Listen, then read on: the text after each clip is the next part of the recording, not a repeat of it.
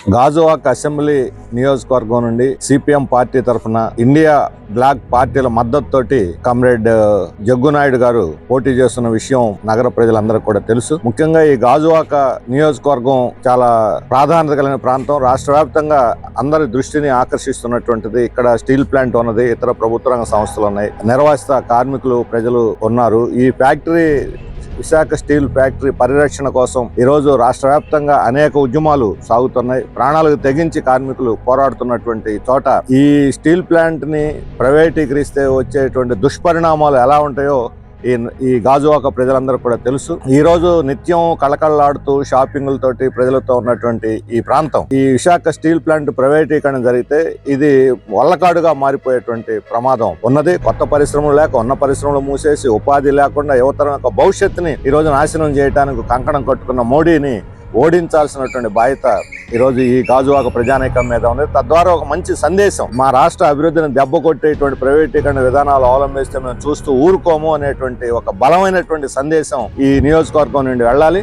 మోడీ చేస్తున్న ఈ తప్పుడు విధానాలకి మద్దతుగా ప్రత్యక్షంగానూ పరోక్షంగానూ వైఎస్ఆర్సీపీ, టీడీపీ బలపరుస్తున్నాయి. వైఎస్ఆర్సీపీ ఇన్నిసార్లు ప్రధానమంత్రిని కలిసిన ఢిల్లీ పోయి ఎన్నో వాటి మీద విజ్ఞాపన పత్రాలు ఇచ్చిన ఒక్కసారి కూడా విశాఖ స్టీల్ ప్లాంట్ ని ప్రైవేటీకరించొద్దు అని చెప్పి మాత్రం ప్రధానికి కూడా విజ్ఞాపన చేసినటువంటి పాపాన పోలేదు. పైగా ఇక్కడ రాష్ట్ర ప్రభుత్వం కింద ఉన్న మైనింగ్ వాటిని కూడా ఇవ్వకుండా గొంతు నిలిపేదానికి మోడీకి ఈయన కూడా సహకరిస్తూ వచ్చారు.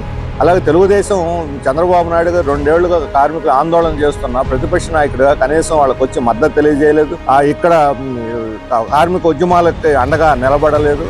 ఈ రోజు మోడీ విజనే, డబుల్ ఇంజిన్ సర్కార్ వస్తే మోడీ విజనే అమలు జరుగుతుంది, ఆయన విజనే నా విజన్ అంటున్నటువంటి చంద్రబాబు నాయుడు గారు రేపు పొద్దున బీజేపీ భజన చేయడం తప్ప ఈ స్టీల్ ప్లాంట్ ని కాపాడటానికి ఎలాంటి చర్యలు తీసుకోడు, ఒక మాట కూడా మాట్లాడడానికి ఇప్పటికే స్పష్టమైపోయింది.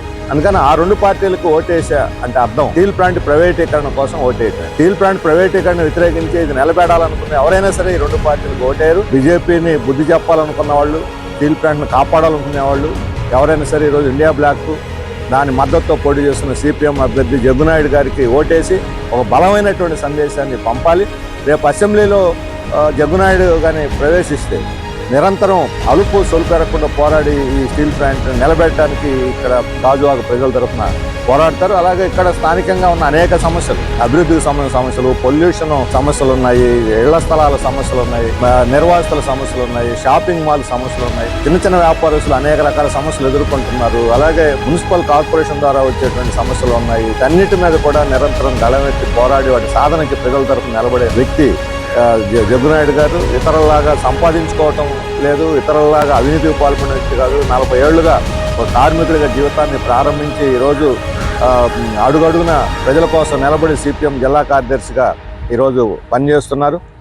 ఇలాంటి వ్యక్తి ఎమ్మెల్యే అయితే రాజకీయాలని వ్యాపారంగా మార్చినటువంటి ఈనాటి సంస్కృతికి భిన్నంగా ఒక ప్రత్యామ్నాయ రాజకీయ సంస్కృతిని యువతరం ముందు పెట్టడానికి కూడా ఇలాంటి ప్రతినిధులు అవసరం. అందుకని నీతి నిజాయితీలతోటి కష్టపడి ప్రజల కోసం తన యావత్ జీవితాన్ని అంకితం చేసి పనిచేస్తున్నటువంటి జగ్గునాయుడిని ఎమ్మెల్యేగా ఈ గాజువాక నియోజకవర్గం నుండి ఎన్నుకోవాలని చెప్పి ప్రజలందరికీ కూడా విజ్ఞప్తి చేస్తున్నాను.